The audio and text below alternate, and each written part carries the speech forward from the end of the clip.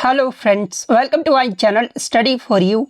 सो guys, जैसा कि आज जो आपका एसएससी सीएचएसएल का 3 जुलाई के सेकंड शिफ्ट का एग्ज़ाम हो गया दोस्तों, जिसका जो है मैं आपको बिल्कुल 100% एक्यूरेट आंसर के साथ जो है इस वीडियो में बताऊंगा।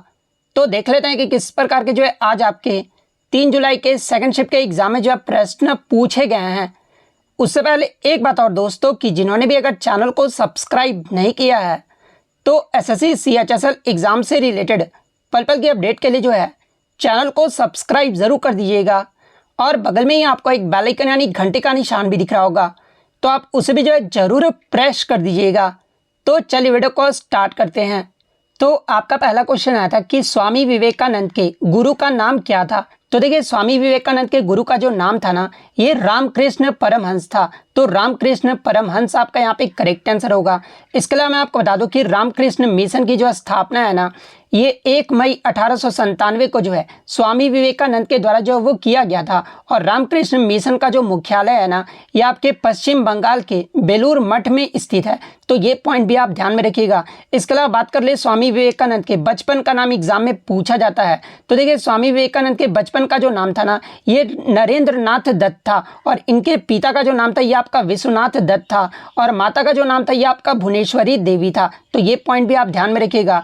इसके अलावा गीतों की ओर लौटो, ये जो नारा है ना, ये आपके स्वामी विवेकानंद के द्वारा ही जो है ये नारा जो आपका दिया गया था। तो ये तो हो गया आपका स्वामी विवेकानंद के बारे में। अगर बात कर ले स्वामी दयानंद सरस्वती के बारे में, तो देखिए स्वामी दयानंद सरस्वती के जो गुरु का नाम था ना, ये आपके स्वामी विरजानंद था।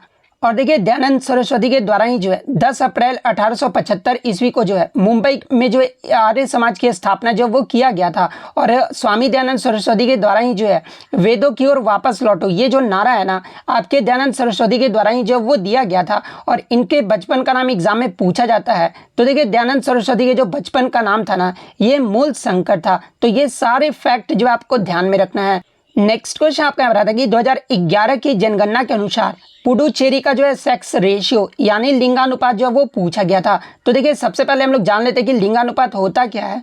तो देखिए, प्रति 1000 पुरुषों पर महिलाओं की संख्या को ही जो है आपका लिंगानुपात जो है वो कहा जाता है। और पुडुचेरी का जो लिंगानुपात रहा था ना, वो 1000 पुरुषों पर महिलाओं की जो संख्या रही थी वो आपका 1037 रहा था। तो 1037 आपका यहाँ पे करेक्ट आंसर होगा। इसके अलावा बात कर ले भारत का जो है जनगणना 2011 के अकॉर्डिंग भारत का जो है लिंगानुपात कितना रहा था। तो देखिए, भारत का जो लिंगानुपात है ना, ये आपका 943 रहा था। तो ये पॉइंट भी आप ध्यान में रखिएगा। और देखिए, मैं आपको बता दूं कि 2011 की जनगणना में ये जो आपका पुडुचेरी है ना, ये ओवरऑल जो है लिंगानुपात में जो है ये दूसरे नंबर पे रहा था।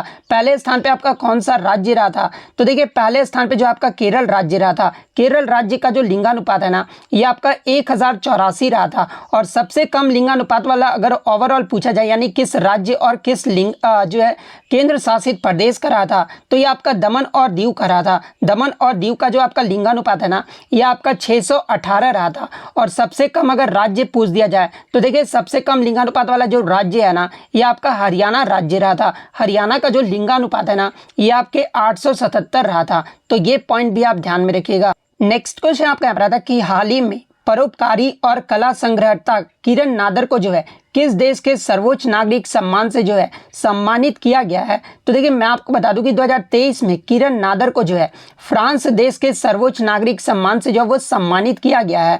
तो फ्रांस आपका यहाँ पे करेक्ट आंसर होगा। अब बात कर लेते हैं फ्रांस देश का सर्वोच्च नागरिक सम्मान कौन सा है।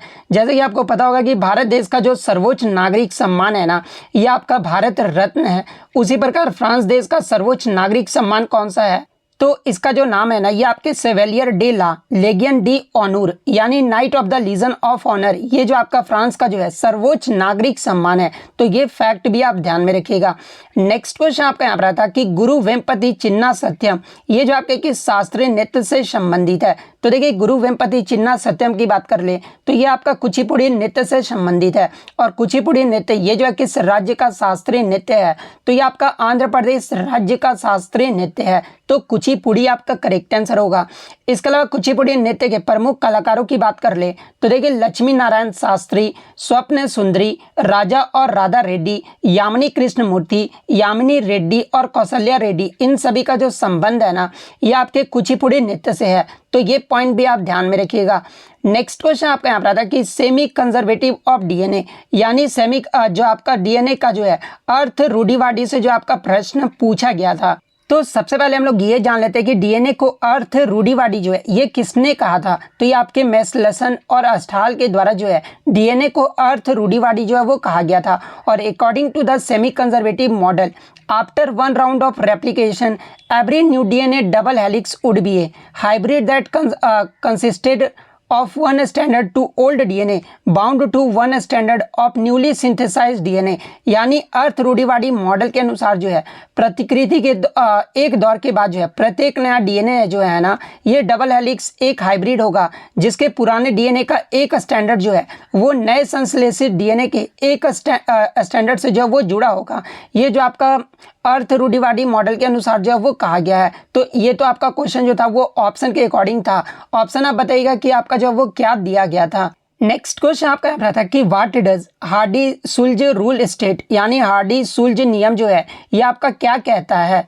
तो देखिए हार्डी-सुल्ज नियम आपका ये कहता है कि the greater the valency of the flocculating ion added, यानी जोड़े गए फ्लोक्लुएटिंग आयन की संयोजकता जितनी अधिक होगी, the greater is its power to cause precipitation, यानी आपका जो अवक्षेपण करने की जो उसकी क्षमता है ना वो उतना ही जो है वो अधिक होगा। ये जो आपका हार्डी-सुल्ज नियम के रूप में जो वो जाना जाता है। तो ये जो आपका यहाँ पे करेक्ट आंसर होगा।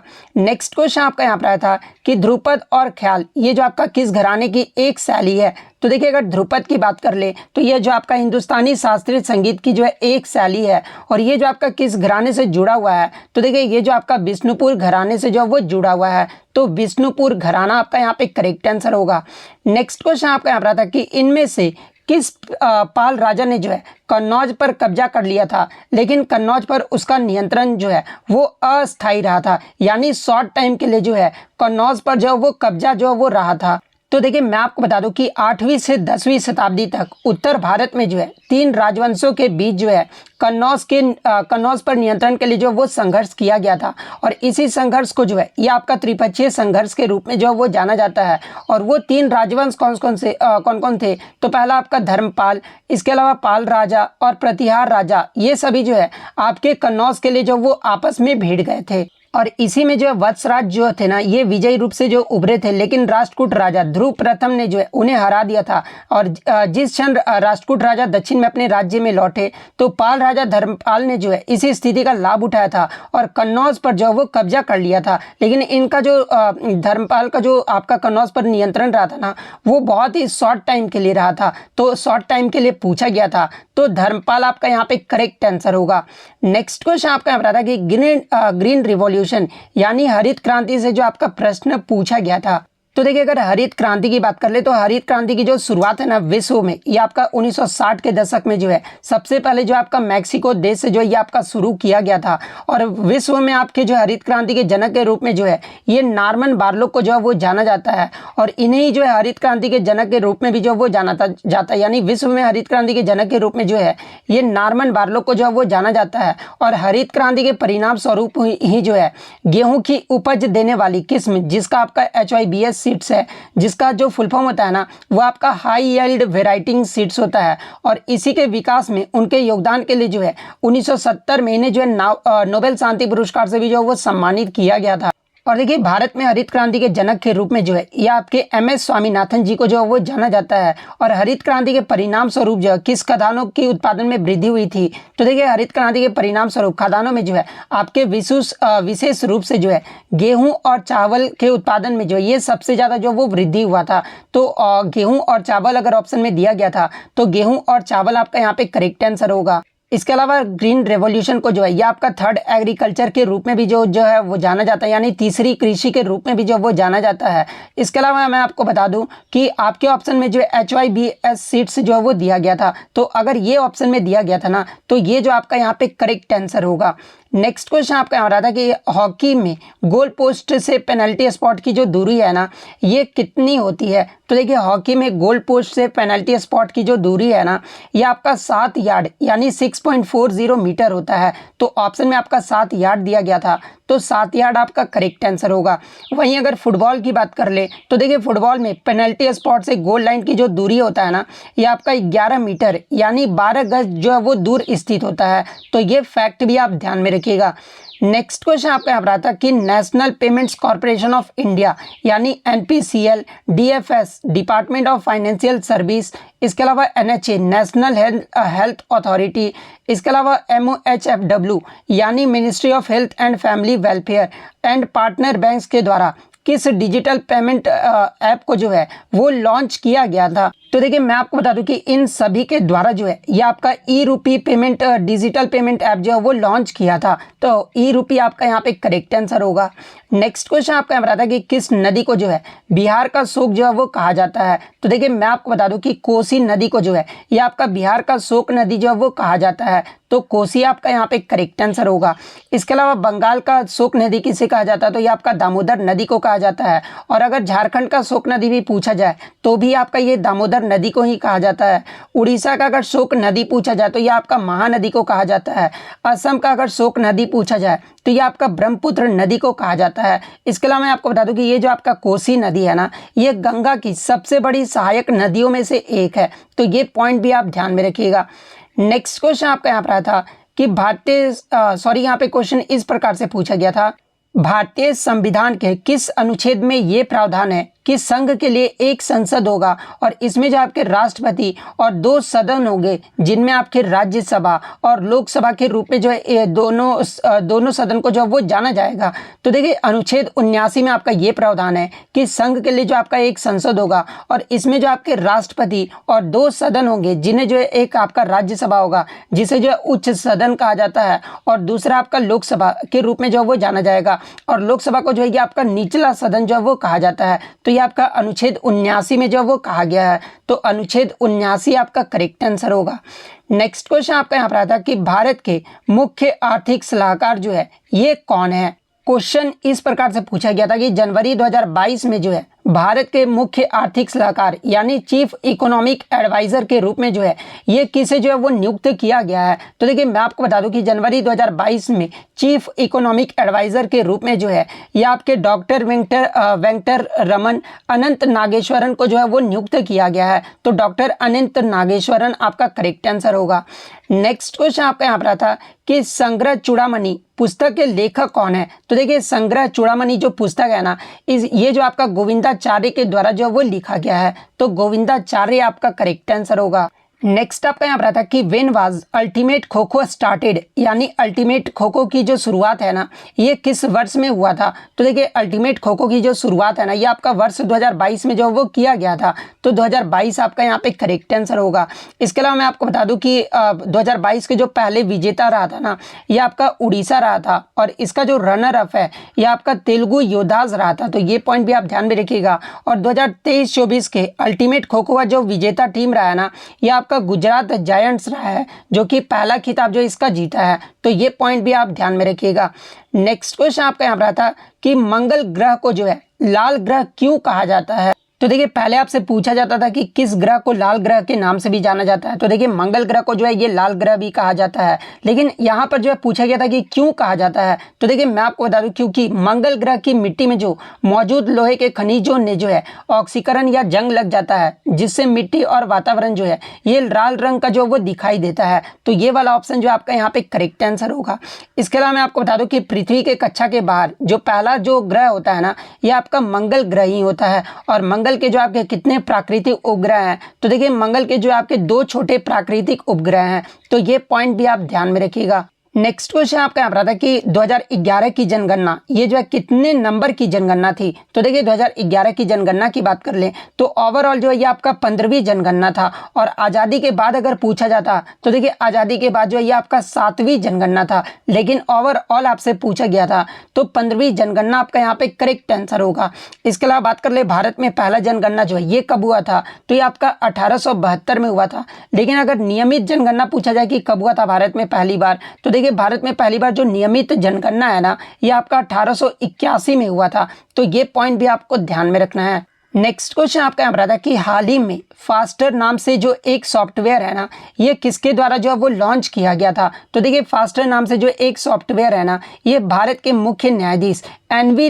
रमन्ना के द्वारा जो वो लॉन्च किया गया था। लेकिन मैं आपको बता दूं कि भारत के जो मुख्य न्यायाधीश एन.वी. रमन्ना थे ना, ये आपके 49वें नंबर के मुख्य न्यायाधीश थे।